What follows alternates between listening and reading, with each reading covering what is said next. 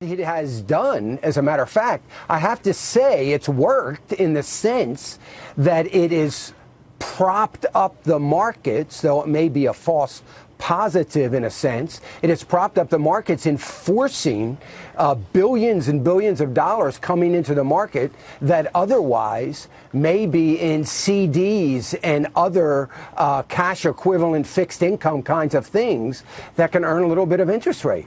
Dan, so I think it's right. I'm sorry, but Dan, having said that, though, I've had people reach out to me, and I've had to say, listen, a 5% CD is not a birthright.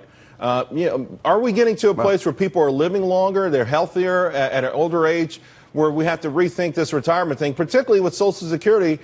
Very few have confidence that it will be there.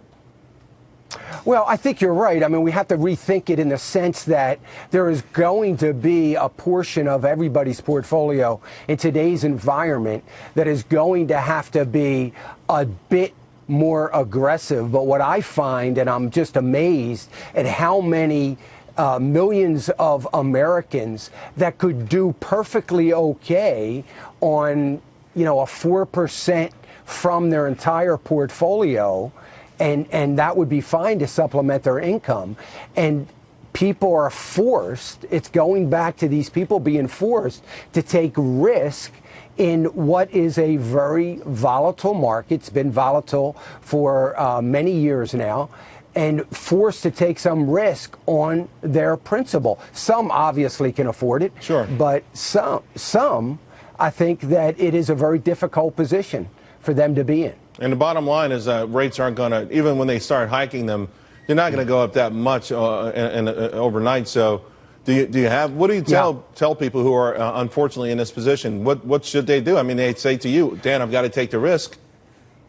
Well, I get those questions every day, on the radio program. And people are asking, what can I do? And unfortunately, you've got to try to minimize it, but you've got to look at things like utility stocks and preferred stocks, if you can find some decent ones that are going to pay a little bit of a higher rate of return. Right. You've got to take a little risk in those areas. And frankly, you're right, Charles.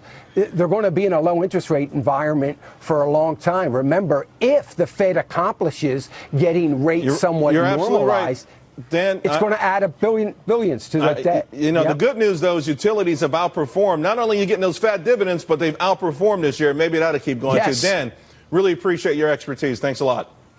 Charles, thank you. I appreciate it. All right, we're going to hear from the Fed in just about 10 minutes. So how will the market react? It's going to be wild and crazy, so you want to stick around to Fox Business.